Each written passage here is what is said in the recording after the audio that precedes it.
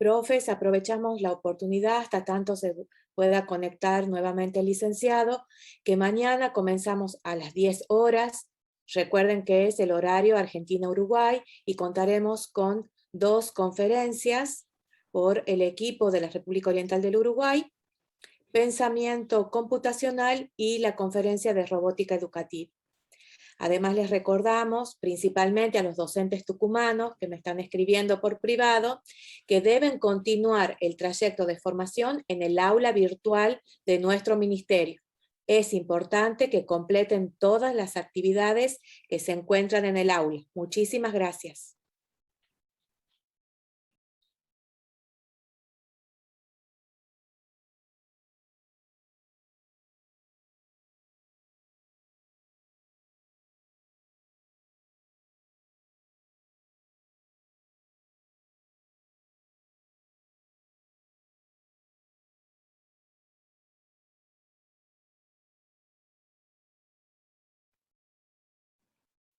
Sí, buenas. ¿Me escuchan?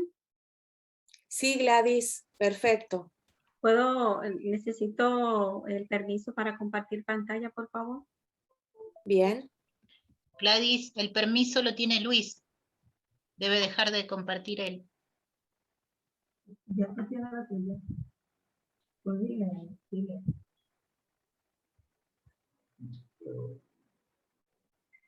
Luis Ángel, ¿estás ahí?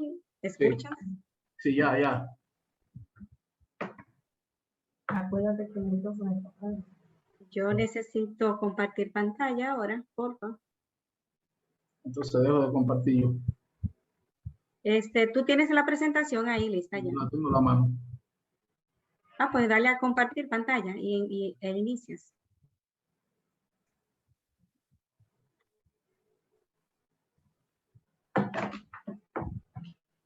Está la presentación de...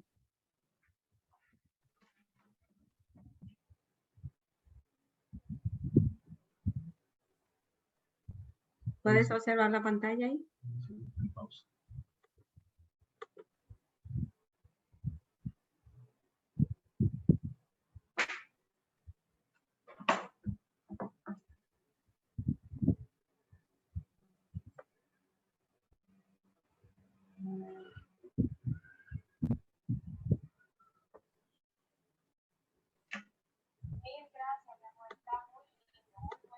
Deja de compartir pantalla y yo la pongo, yo la presento y luego tú inicias. Ahí lo quité, Gladys. A ver si podés vos. Todavía no puedo.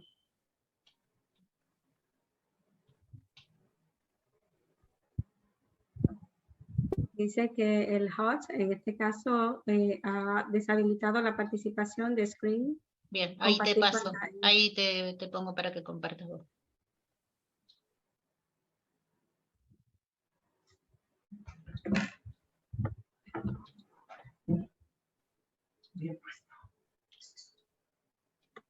Les agradecemos a todos por la paciencia. En un momentito continuamos.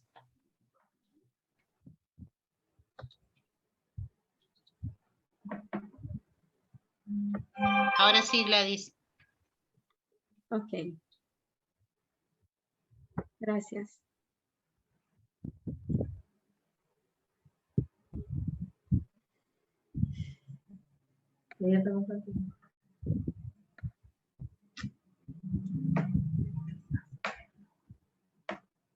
Ahí estás. ¿Puedes iniciar, Luis Ángel, ya?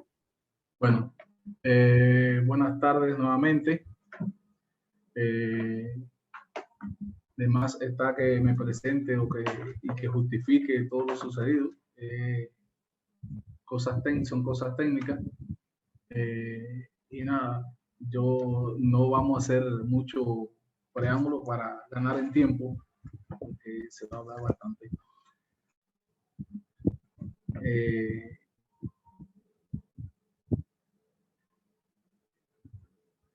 En aras o en el contexto de esta nueva modalidad, que es el enfoque STEM, damos esta charla como parte de una herramienta más para los docentes en aplicar en la materia que nos concierne, en este caso las artes, vinculando, por supuesto, las ciencias. Yo en particular he ido experimentando en estos últimos tiempos y me parece que tiene su efecto, porque de más está decir que el arte para el desarrollo sostenible desde hace mucho tiempo es fundamental. El arte, a través del arte resolvemos una serie de problemas, ya sea desde medio ambiente, de todo tipo, por la posibilidad que tiene de la comunicación de enfocar propuestas desde el punto de vista un poco más didáctica, más comprensible por todos, sin tener que tener netamente un lenguaje tan científico, un lenguaje tan técnico, sino el arte es capaz de llegar a las capas más bajas de la sociedad y de ser comprendida por niños, por jóvenes y todo. Entonces, teniendo en cuenta los grandes cambios en la posmodernidad artística propiciada por los avances científicos y tecnológicos, yo empezaría esta charla haciendo como especie de una comparación en cuanto a arte y ciencia, qué puede representar cada una, cómo puede pensar el artista, el científico a partir de la realidad y cómo cada uno lo expresa. Por ejemplo, el artista hace una representación real, conceptualizándolo, a veces convirtiéndolo un poco diríamos, en surreal o más allá de lo real. El artista en su discurso emplea códigos, emplea un sustento que dado por la ciencia, aportado por la ciencia para la realización de esta, y a veces hasta de forma empírica, porque ni siquiera lo conocemos. Y es a través de este enfoque que yo propongo este método de agregar cada una de las materias al currículo escolar, en este caso de las artes, para el entendimiento de todas en su conjunto. Por ejemplo, si tenemos en cuenta que el arte, en este caso las artes gráficas o artes visuales, tienen un sustento, pudiéramos decir, en la matemática, en el lenguaje ese mágico de las matemáticas, porque este se nutre y requiere desde toda una conceptualización geométrica. En el arte visual, ya sea fotografía, ya sea pintura, grabado, lo que tenga que ver con estas gráficas, hacemos un uso, a veces hasta inconsciente, porque ya es como un reflejo de las matemáticas. En el caso de la geometría, hacemos un uso de la física. Esta nos aporta toda una serie de teorías. Hacemos uso de la química y así de una serie de parámetros técnicos y científicos que nos enriquecen nuestro discurso artístico. Por ejemplo, las matemáticas nos aportan desde tiempos muy memorables a la arquitectura, a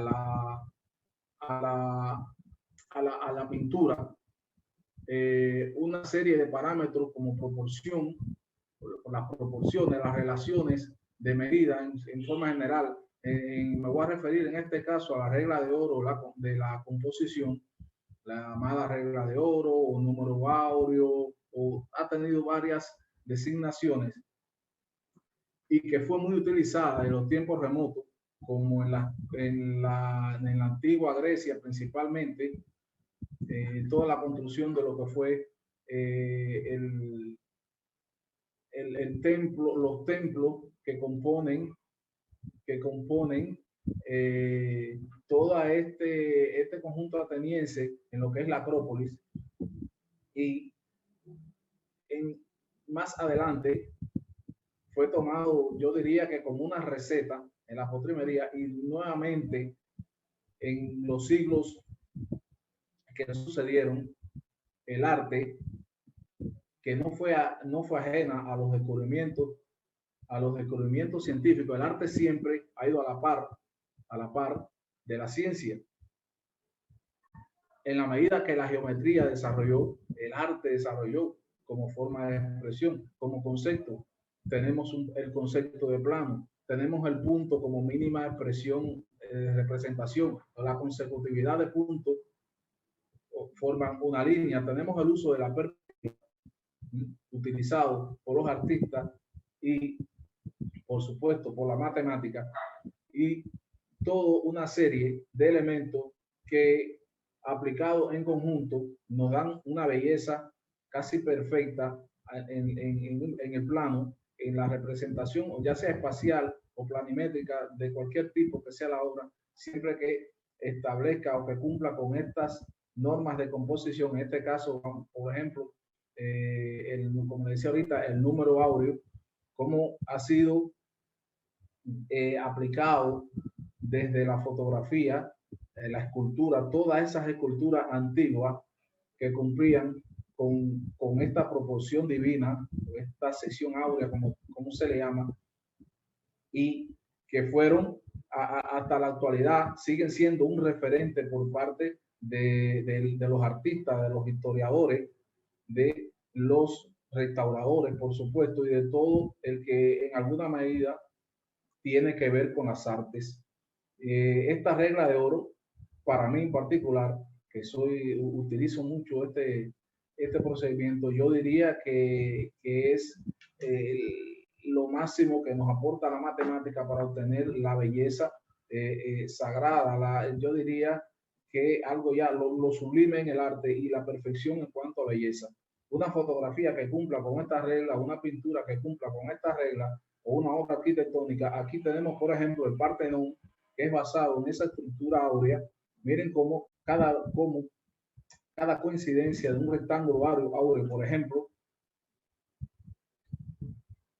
el frontón, todas las columnas, cómo todo va ubicado a dependencia de esa sección áurea, cumpliendo con esos parámetros preestablecidos de lo que es la dimensión esta, es decir, que conteniendo el número phi en cualquiera de sus formas, al estar, por ejemplo, encerrada dentro de un rectángulo áureo, esta va a cumplir la proporción perfecta.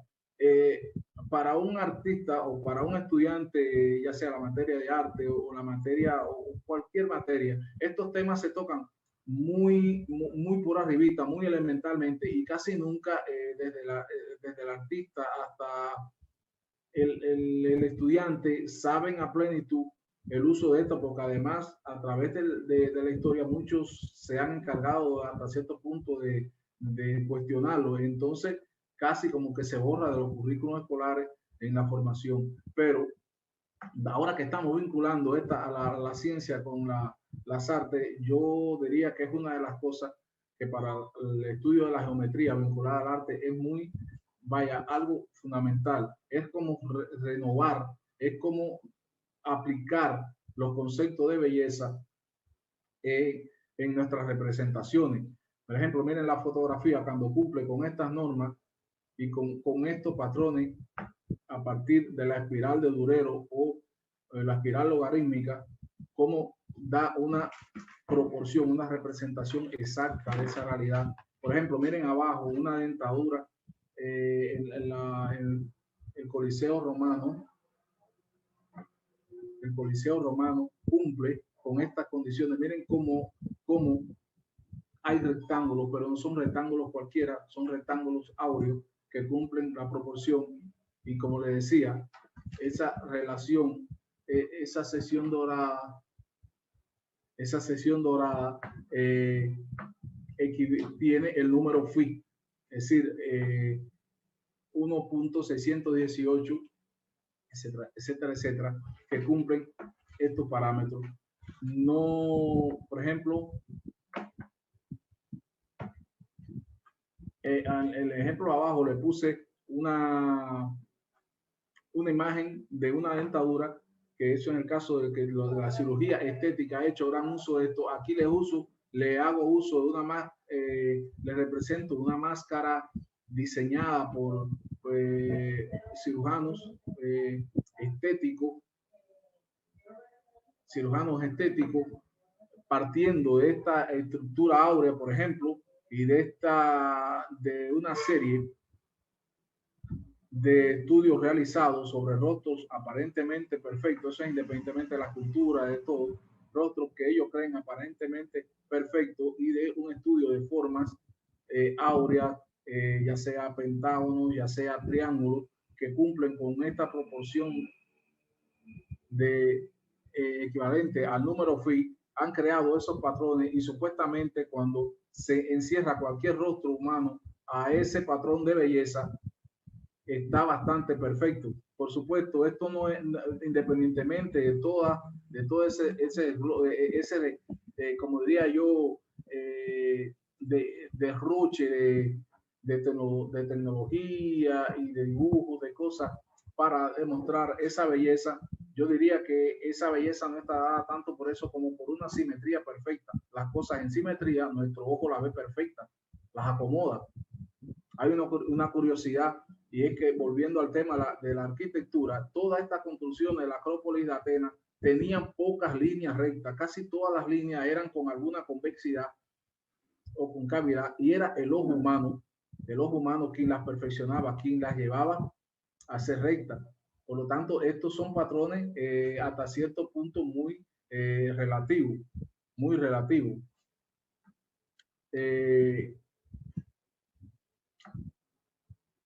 Otra cosa de esta forma es que la podemos encontrar directamente en la naturaleza sin necesidad de graficarla o de construirla,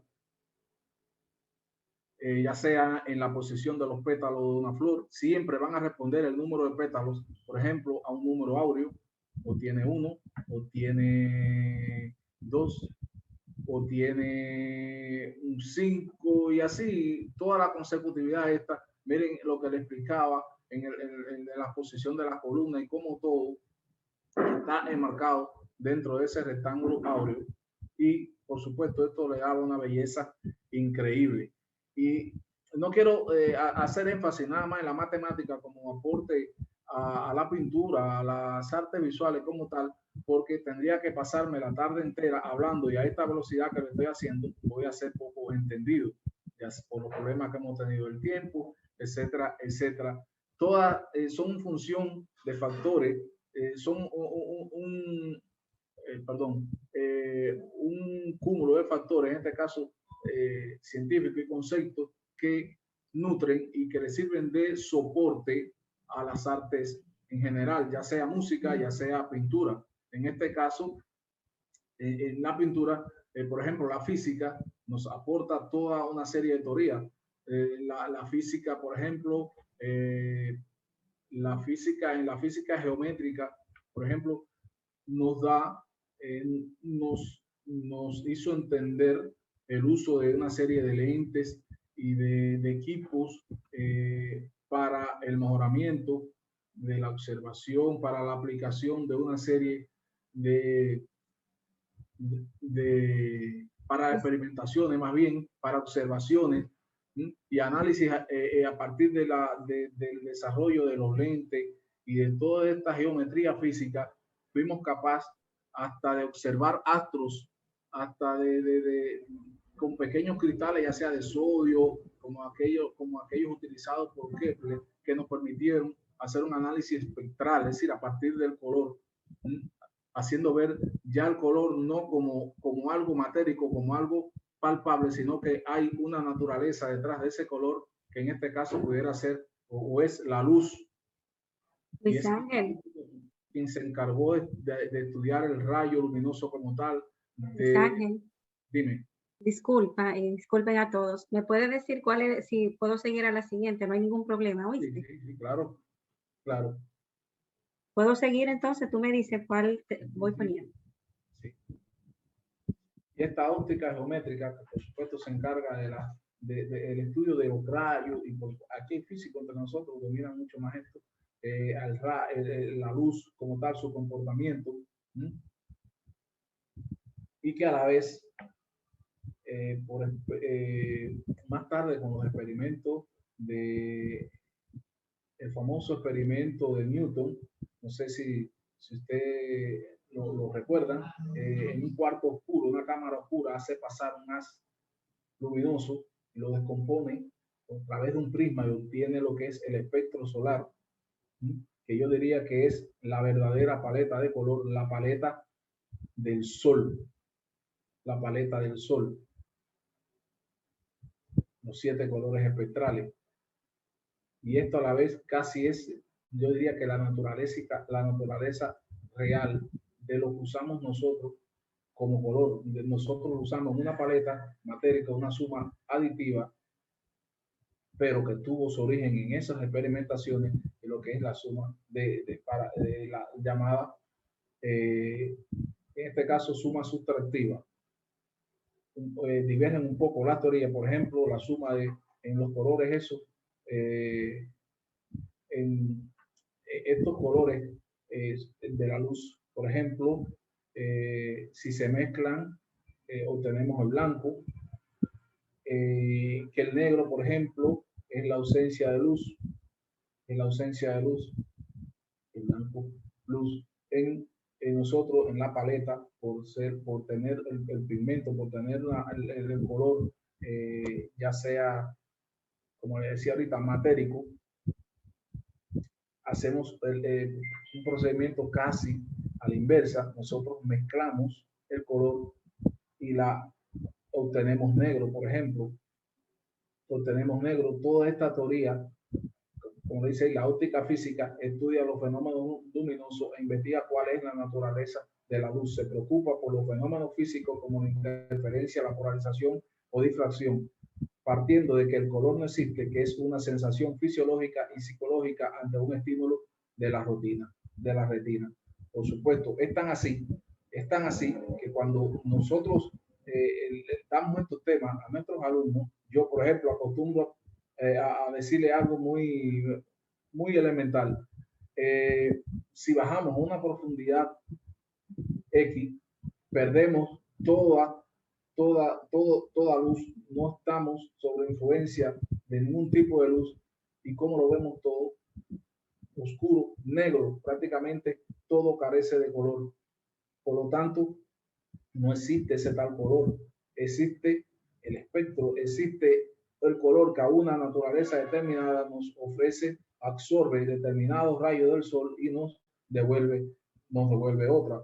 Toda esta teoría parece un poco cansona, pero tiene su realidad. Por ejemplo, los colores, en este caso los colores RGB, son los colores que utilizamos, ya sea en un celular, en un ordenador, donde a partir de 3 colores, rojo, verde y azul, que son en este caso los primarios, para estos colores aditivos, obtenemos, por ejemplo, mediante el rojo, el verde, el amarillo, el verde y azul, el cian, el rojo y azul, el magenta, y así la suma de ellos da blanco, y la ausencia de todo esto da negro. En la suma sustractiva es lo contrario, como le decía, rojo se obtiene a partir de 2 primarios, unos secundarios, unos terciarios, colores pardos, colores tierra, hasta llegar al color negro. Es decir, una diferencia tremenda en cuanto a teoría, pero hoy en día, ya sea por los avances tecnológicos y por todo lo que en la mano tenemos para realizar nuestro trabajo, es de gran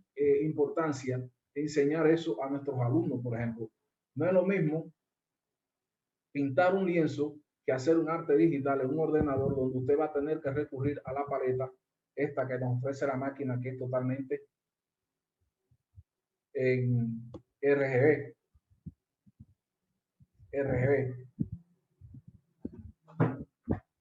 En el caso de la suma sustractiva, por ejemplo, el cian, el magenta, el amarillo,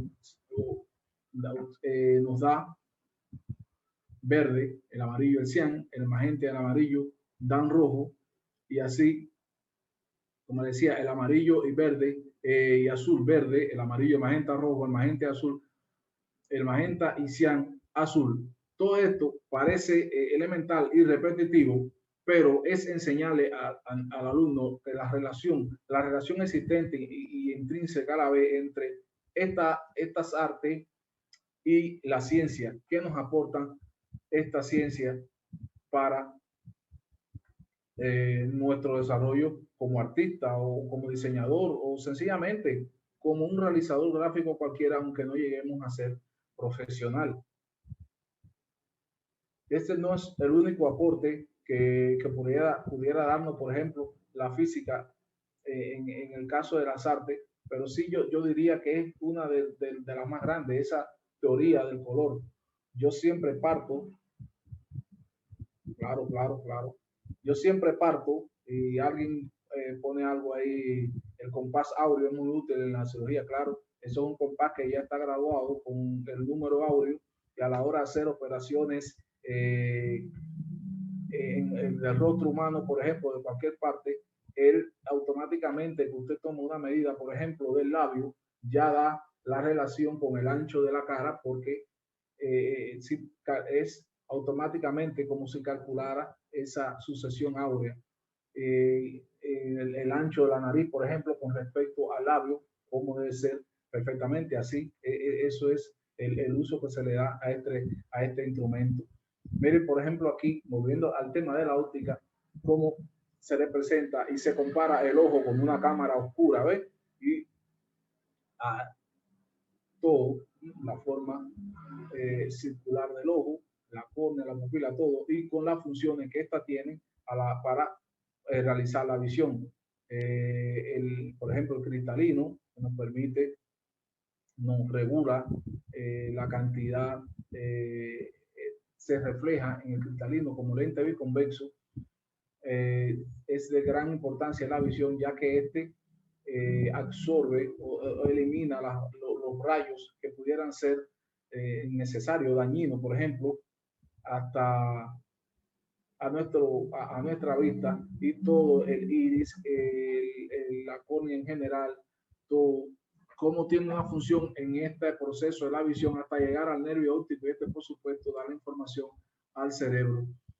Aquí compara con esa cámara y toda la misma posición, ve el objeto reflejado en ocasiones de forma, casi siempre de forma inversa, pero en este proceso, al llegar al cerebro, ese cerebro tan desarrollado que tenemos nosotros, nos da una imagen real, una imagen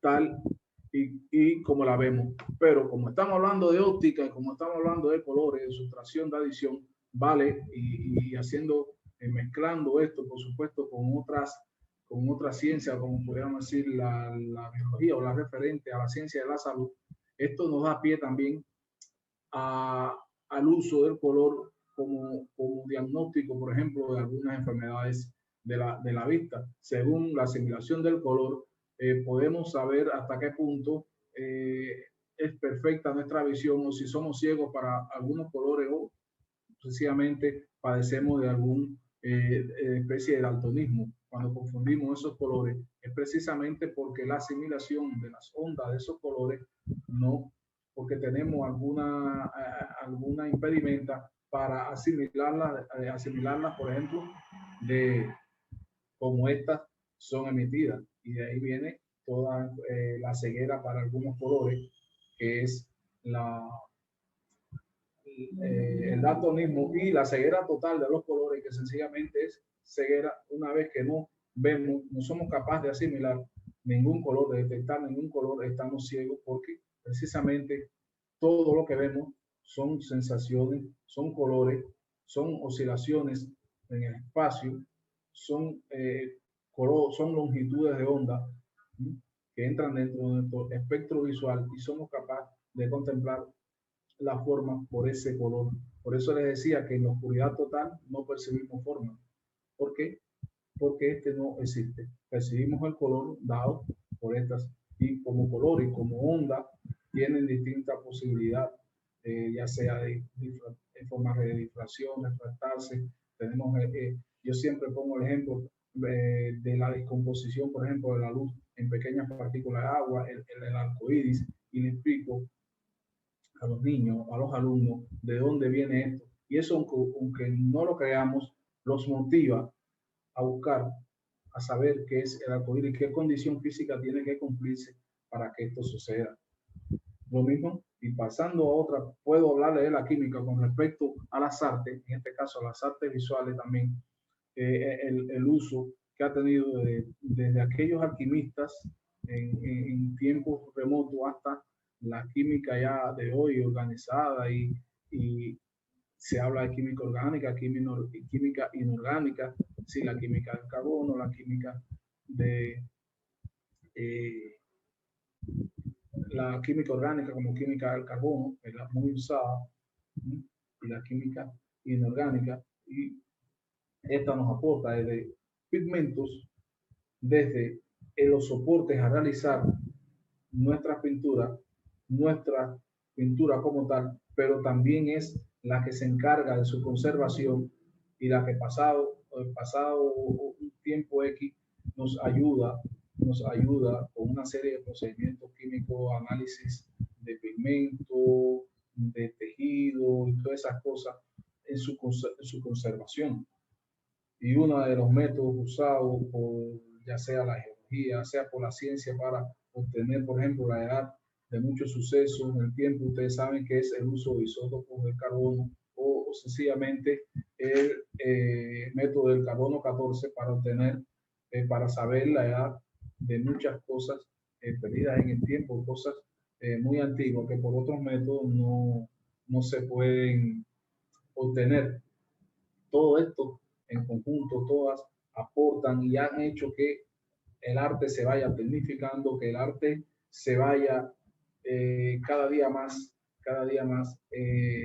expandiendo con nuevos soportes, como es el caso del arte en computadoras, pero además otro tipo de arte que fueron surgiendo también y que valieron y que marcaron una impronta gracias al soporte científico. De esto les puedo hablar del art o arte óptico, de el arte cinético, que no es más que el uso de la física, todo esto de centros de gravedad y todo, el arte cinético, el llamado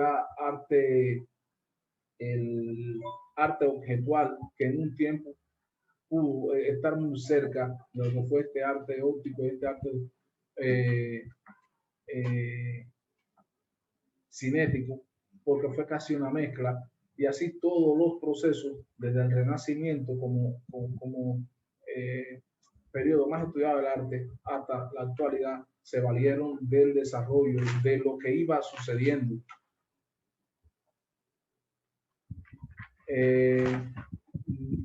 Yo pienso que Dalí, por ejemplo, en grande del surrealismo, lo hubiera sido un poco difícil esta representación de los sueños, por ejemplo, si no habla, si no recurre a lo que venía sucediendo con Sigmund Freud, por ejemplo, o el arte, la llamada, los fractales, por ejemplo, no hubiese sido un arte si no nutre, si no se apoya de esta geometría fractal. Y así toda la ciencia, todas han sido, desde, y repito, el soporte, el único soporte real y prácticamente científico, por la redundancia, para hacer nuestro arte. Sin este arte no hubiésemos tenido la fotografía, no hubiésemos tenido el cine, no hubiésemos desarrollado al punto de la televisión, de nada. Sin este desarrollo de las matemáticas no hubiese existido la música, no hubiese existido, por ejemplo, esos patrones repetitivos que usamos, por ejemplo, y que hemos desarrollado al punto de llevarlo al diseño, que decía la geometría fractal, hasta esos grandes mosaicos, esos grandes aportes que tenemos como referente, pero que no tenían esa explicación científica. Creo que a partir de esta unión de la ciencia, todo queda explicado, y cómo a partir de ese desarrollo en la electrónica en el mundo digital, en todo. Hemos creado nuevos instrumentos, nuevas formas de hacer música, a punto de convertir un sonido natural como el mar, de cualquier cosa, en sonido musical, llamada música electroacústica, por ejemplo. Cómo el cine se nutre del desarrollo pirotécnico para sus trucos, para sus realizaciones en las películas de la física, todos esos temas de luces, el estudio de televisión. Fue posible esos grandes estudios gracias a ese uso de las luces y de esos filtros a partir del color. Y todo tiene una dependencia uno al otro. No podemos estudiar y seguir diciendo que solamente soy artista porque puedo incluir y representar ese fenómeno, o soy científico porque puedo comprender y a través del método decir qué sucede. Todo va en conjunto, todo va en una unión que el resultado de esto no es más que el arte, que el buen arte y que el disfrute por parte de nosotros de ese arte. Y pudiéramos seguir hablando, pudiéramos de cada cosa estar casi una hora o dos, pero tenemos poco tiempo. Les pido disculpas por todo el tiempo que perdimos, pero traté de recuperarlo. Y bueno, gracias por todo, a Raquel, a Rosa por invitarme. Mira, tengan una feliz tarde. Pueden preguntar, pueden opinar. Bien, gracias Luis Ángel.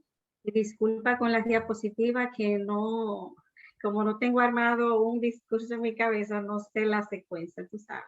Esta era más o menos una referencia porque yo iba a hablar como quiera del tema a partir de ellas. Bien, gracias por tu presentación. Gracias por el esfuerzo. Estela o alguien tiene algo que decir para las presentaciones de mañana. Sí, solamente agradecerle a Luis Ángel y obviamente ha sido tan claro en sus ejemplos que ha valido la pena todos los inconvenientes para poder escuchar. Así que muchísimas gracias, ha sido un placer enorme contar con su presencia y a todos también les agradecemos por participar y los esperamos nuevamente mañana a horas 10, recuerden, hora Uruguay-Argentina. Gracias, hasta mañana. Gracias Estela, que descanses.